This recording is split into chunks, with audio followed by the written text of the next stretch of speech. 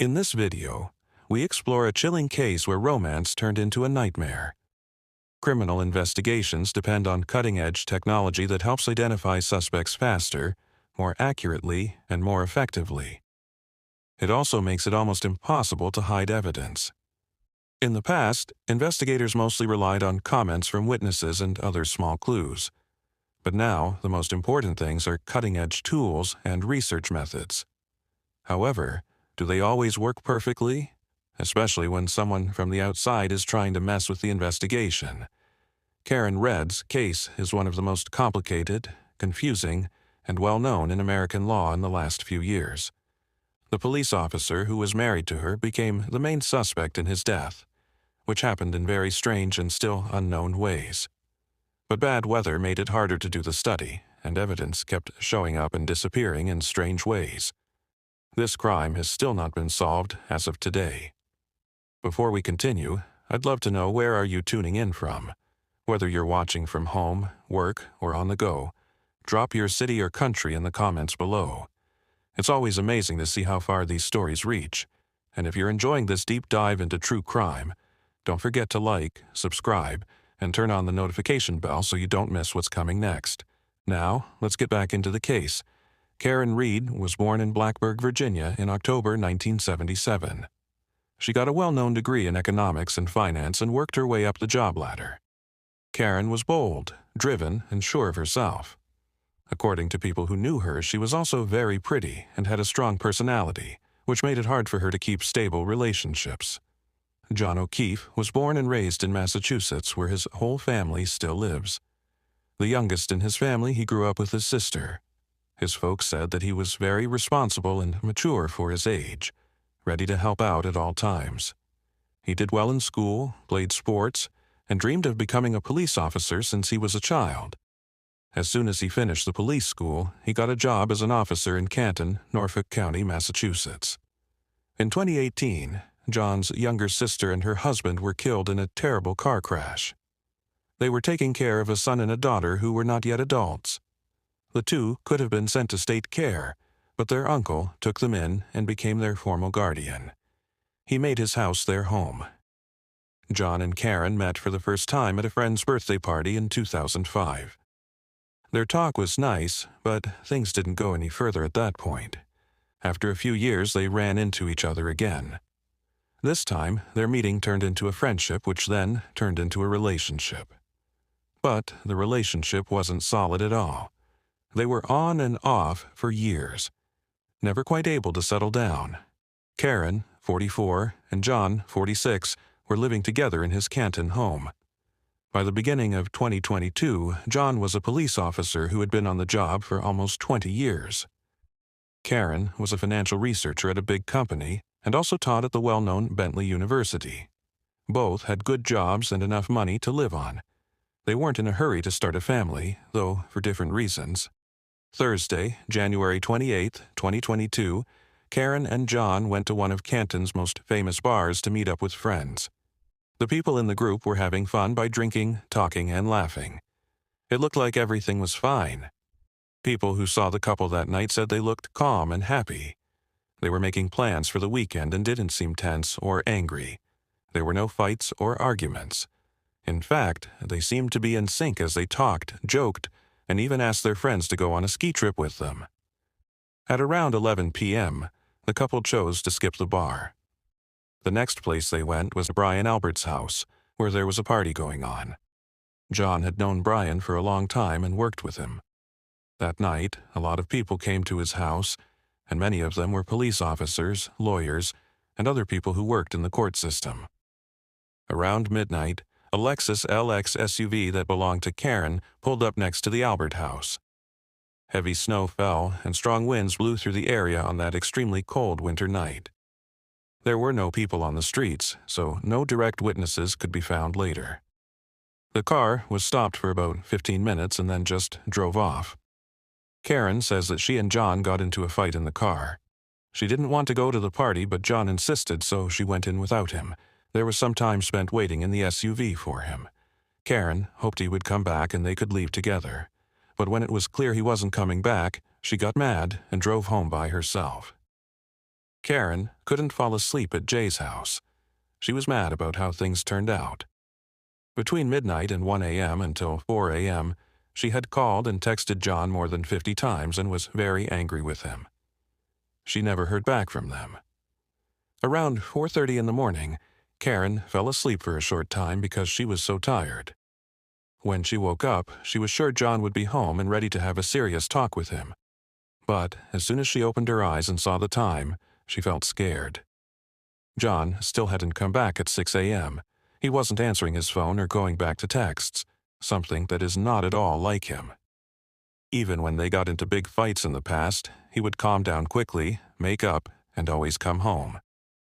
Karen knew right away that something was very wrong. Jennifer McCabe, John's niece, and a girl who'd been living with him since her parents died started to worry and couldn't keep still.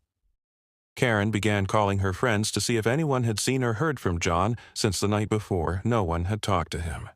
A friend named Brian was also not answering his phone when the party was called. Megan, one of Karen's best friends, rushed over to her house to give support and help with the search. The three women, Karen, Jennifer, and Megan, jumped into Karen's SUV and drove to the Albert house where they thought John might have spent the night. However, Karen's mood changed as she got closer to the house close to the edge of the driveway. She became clearly upset all of a sudden, started crying, and stopped the car. Out of the blue, she jumped out and ran towards a snowbank. Megan and Jennifer were lost. They remembered that Karen's Runto snow pile didn't look different from the others, maybe a little bigger. Karen dug with her hands, though, and found what looked like a shoe first, then the body of a man. She yelled for help and screamed. Megan rushed over to help her while Jennifer quickly called 911. It was John. Karen took off his jacket and started CPR and chest compressions to try desperately to bring him back to life. She kept trying to save his life until emergency medical services came. When John was taken to the hospital around 6:30 a.m., there was nothing that could be done. Medical staff confirmed that he had died. There were still questions about how, when, and why this police officer died, as well as what exactly caused it. These were the kinds of questions that a thorough study would have to answer. Medical examiners didn't find any big injuries on John's body on his right shoulder and forearm. They did find some strange scratches and marks that looked like punctures. While he did have multiple injuries to his head, such as a broken nose, bruises, and swelling on his face, its base was split. The exact cause of death couldn't be proven, so the report mentioned two things that may have contributed: a closed head injury and being outside in the cold for a long time. On January 29, 2022, there was still a lot of snow, which made it very hard for investigators to look at the scene and gather proof. The bad weather made things hard. No one knew how to get rid of the snow without disturbing any possible clues or missing important information. At that point, the police still thought it was a crime, and Karen was quickly named as the main suspect. They arrested her and took her to the station to question her. Her story about what happened that night was confusing and didn't make sense. More than a dozen people who saw Karen and John drinking at a pub until about 11 p.m. agreed with what Karen said. Then they went to a party at the house of a co-worker of Jay's. But on the way, they had a fight, and Karen didn't want to go inside because she was mad at John. Karen says that she dropped John off at the backyard of the Albert house. She waited in the car for about 15 minutes while he walked towards the house. She hoped he would change his mind and come back so they could leave together. She drove home by herself when that didn't happen. Karen's story didn't make sense, and it was clear she wasn't telling the whole truth. It was also clear that she'd been drinking before getting behind the wheel. She was taken to the hospital for testing, which showed that she did have alcohol in her blood. Because of the time that had passed between leaving the bar and the chemical test, experts came to the conclusion that Karen was probably very drunk when she drove that night. In turn, this made it more likely that she might have accidentally caused an accident that killed John. According to forensic experts, John's injuries were serious, but they were not immediately deadly. His chances of survival would have been better if he had gotten medical help right away, but because he was left alone in the very cold, his situation quickly got worse. Karen kept saying she wasn't guilty and that she had nothing to do with what happened to John. But on February 1st, she was officially charged with secondary killing by accident. She was also charged with driving while drunk and leaving the scene of the accident without telling anyone what happened. Altogether, the charges could lead to a long time in jail, but Karen made it clear that she didn't want to go to jail for something she said she didn't do. In the morning of February 3, 2022, investigators shared their first public idea about what took place on the nights of January 28th and 29th. From their point of view, the pair got into a very heated argument. While John was getting out of the car, Karen hit him with her SUV, either on purpose or by mistake while she was drunk. She is then said to have quickly left the scene of the crime, leaving her hurt partner out in the snow for hours where he was exposed to the weather. Early on in the case, the fact that only Jennifer and Megan, who were in the SUV with Karen when John's body was found, were questioned and witnesses stood out. Both women said they didn't see anything strange, and Karen said the snowbank she ran to didn't look like a person lying in it. There were no obvious clues that someone was buried there. Investigators thought Karen must have known exactly where to look based on what she said, which led them to believe she was guilty. A forensic search of her phone also showed a strange late-night search. How long does it take for someone to freeze to death? This search was made around 2:30 a.m. An expert in computers was able to find the record even though Karen had tried to delete it from her internet history. This was one of the main pieces of proof against her. Karen said she had looked for that information, but not at 2:30 a.m. She said it took place much later in the morning when she was already looking for John. In order to find out how long she had to save him, she said she thought he might have passed out in the snow. Jennifer agreed with her and said that she was the one who typed the search on Karen's phone around 5 a.m. due to Karen's wish. Still, authorities didn't understand why someone tried to clear the browser history and why the data that was later restored had a different timestamp. Detectives also talked to friends of the couple who had been at the pub with them earlier that night. They couldn't remember any signs of stress. John and Karen looked like they were having a great time as they laughed, talked, and made plans. But people who knew them well said that the couple had problems for a long time. They had a rough relationship with lots of breakups and got back together. People who knew them say that most of their fights happened after they had been drinking. This made it look like Karen wasn't as good as she seemed. Still, it's still not clear why none of the people who went to the party at the Albert house were ever questioned. The homeowners were the only ones the police talked to who said John never got inside the house.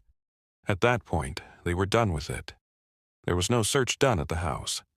There was no guest list made. There were no guests brought in to be questioned.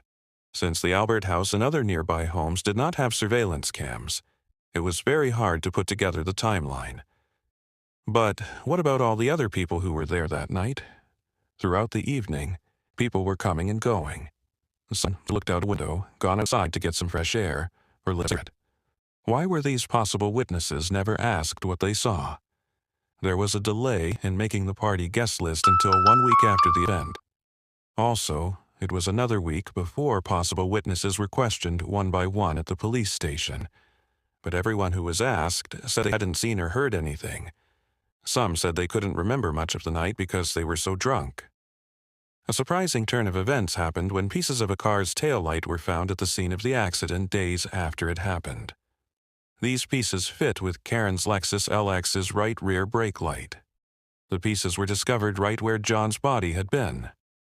At first look, this finding seemed to back up the idea that Karen hit John, either by accident or on purpose, and then left him out in the snow. The big question, though, was why these pieces hadn't been found earlier, even though it was snowing a lot and the weather was bad. Detectives carefully looked over the scene. The snow had been ratted and sorted by hand to make sure nothing was missed. So, how did big pieces of broken plastic go for a long time without being seen? Karen later said that she had broken the light on the morning of January 29th when she was backing out of the garage to look for John. She hit his parked car in the driveway by chance. The security camera that was put up on the garage caught this moment. Jennifer and Megan both agreed with her story. They saw the accident and even looked at the damage afterward. At that point, the damage was said to be pretty small. A very small piece had broken off. The SUV was taken in for a forensic examination, though, and the taillight was found to be in worse shape. Then, strangely, those bits that had been missing showed up at the scene where they hadn't been before. The whole thing made me wonder more than it answered. The proof was still added to the case file, though. As the police continued to question people at the Albert party, they learned that one of the guests was a woman named Irina, who used to work with John and was once his girlfriend. For this reason, the police wondered if Karen and John's fight might have been caused by Irina being at the event. People thought Karen might not have liked seeing John's ex, so she stayed in the car while he went inside, hoping he would come back soon, but he never did. Some people even thought that John and Irina might be seeing each other behind her back. But later interviews with witnesses disproved this idea. Irina was said to be happily married and said she hadn't talked to John since they broke up, not even as friends. Soon after, detectives came up with a new idea. They said Karen might not have gone to the party because Brian Higgins, another guest, was going to be there. He had allegedly been interested in her for a long time, and some say he may have been seeing her romantically. Higgins was also a police officer, and he and Karen stayed in touch. Some people thought that the flirty hints in their occasional text messages were signs that they might be dating. Karen said she had known Brian for years, and that they did talk on the phone sometimes, but she claimed that they were only friends and had never been romantically involved. Brian denied having anything to do with it either, but detectives said they needed to look into this version more before ruling it out. As was already said, Jay's right arm had a number of strange wounds. Deep scratches and puncture marks that looked like animal bites were on his shoulder and wrist. In those places, his clothes were torn as if a big dog had grabbed them and shaken them really hard. It's strange that detectives didn't pay much attention to this part. There was no classification in the medical report. It only said that the injuries were minor. An outside investigative expert was brought in by Karen's lawyer because of this. That expert said they were almost certain that the cuts were caused by bites from a big dog. It may or may not have been a coincidence that the Albert family had a full-grown German shepherd that had been mean to people and other animals in the past. Multiple neighbors were said to have complained about the dog, but Brian, as a police officer, was said to have been able to make things better, and no official complaints ever made it to court. Karen's defense team asked for trained canine experts to be brought in to check if the bite marks were from the Albert family's dog. But then something new happened. The dog was gone all of a sudden. The family said it got out of their garden and they couldn't find it. No matter how hard they looked, the defense also thought about another possible outcome. John may have gone home by himself that night, just like Karen said he would. Most of the guests, including John, were already very drunk by that point. Even so, the party went on with more drinking. Someone may have gotten very angry with John and another friend at some point. That argument could have quickly turned into a fight in which John would have been badly hurt. The defense says this version better explains the kinds of injuries he got, especially the damage to his face and head. They thought John had been hit hard in the face first, which broke his nose and hurt him. Then he may have been hit from behind, which would have broken the base of his head during the fight. He might have also been attacked by the family dog because they were afraid of what would happen. The people involved may have taken John outside in the snow while he was unconscious or barely responsive. After that, they went back to the party. Afterward, they may have kept each other safe and hidden what had happened by using personal ties. Albert's nephew, a young man named Colin, had scraped and bruised fingers on both hands, which was strange. The injuries suggested that the person had been in a major fight, but it had been almost a month by the time he was brought in to be questioned, and the cuts were now mostly healed. He wasn't able to give a clear reason for how they happened. Another person at the party had similar wounds with raw fingers that were healing. After a few weeks, he was also questioned, but he couldn't say when or how he had been hurt. Karen Reed's trial started in April 2024, and it quickly became a national story because so many people were interested. According to the prosecutors, Karen and John got into a fight near the Albert home. They said that Karen ran John over after he got out of the car, either because she was mad or careless, and then drove off, leaving him to die in the snow. The prosecution used several important pieces of evidence to back their claims. These included the pieces of the taillight that were found at the scene of the crime, a search query that was made on Karen's phone, and witness statements that the couple was still having problems in their relationship. But the defense put back, saying that the study was full of mistakes in how it was done. A lot of possible leads were missed, important information was missed, and witnesses were not questioned quickly enough. They also brought up the fact that the Albert family and many of their guests had strong ties to law enforcement, which was strangely left out of official records. The defense said that those connections might have let other people affect the case along with the detectives and witnesses. The defense said John never went into the Albert home that night. They used both witness statements and John's phone's location data to support their case. The data supposedly showed that John stayed outside a few yards from the house. The court did look at that data carefully, though, because they knew it could be wrong because of the bad weather that could have made GPS less accurate. Still, there was one big question. How could so many people at the party not have seen the badly hurt man lying outside the house? A snowplow driver who was called to appear by the defense may have had an answer. He said that when he drove by the Albert house at 2:30 a.m., he didn't see anything strange near the garage. There is no one and no noise. However, on his way back 30 minutes later, he saw the Albert family's car parked outside. He thought that was interesting because they always pulled it right into the garage. Another thing that made people wonder was why police officers at the scene of the crime were using a leaf blower, even though it was clear that they could damage or destroy evidence. Also, the blood that was on Jay's face and had soaked into the snow wasn't put in a clean container. It was put into a used plastic cup instead, which means it can't be used for forensic analysis. The pieces of the taillight that showed up days after the accident also raised questions. The lawyer for Karen Reed said that the proof might have been tampered with and asked that it be thrown out because of this. Another strange thing was that Brian Albert said he lost his phone the very day that an order was made to take it away for review. The defense said that John's injuries were not like those that are usually caused by a car accident. Instead, they looked a lot like head injuries from a fight. Their opinion was that John had been attacked inside the house, hit in the back of the head with a blow that killed him, and then left outside in the cold. Even though these things were said, there was never a real check of the inside of the Albert home. Their house was sold in 2023, and they moved to a nearby town. Soon after moving in, the new owners started major repairs that included tearing down walls and putting in new floors. There was no longer any chance of getting possible proof from the property. Michael Proctor, who was the lead investigator, was taken off the case that same year. It was said that he was clearly biased against Karen because he was friends with the Alberts for a long time. There are claims that he did everything he could to hurt her image, even breaking into her computer to look for embarrassing photos or videos. The case was sent back for more research because of several mistakes in the process. In April 2025, a new trial began. During the trial, an expert showed a reconstruction of the claimed car accident. It showed that John's situation could never have caused the injuries that were consistent with the broken taillight, especially a fractured skull base and facial trauma without other injuries to his body. As policy violations became clear, the actions of law enforcement were also called into question. Several important pieces of evidence used against Karen were found to have probably been faked. The snowplow driver, who repeated what he had said before, he was sworn in as the most important witness.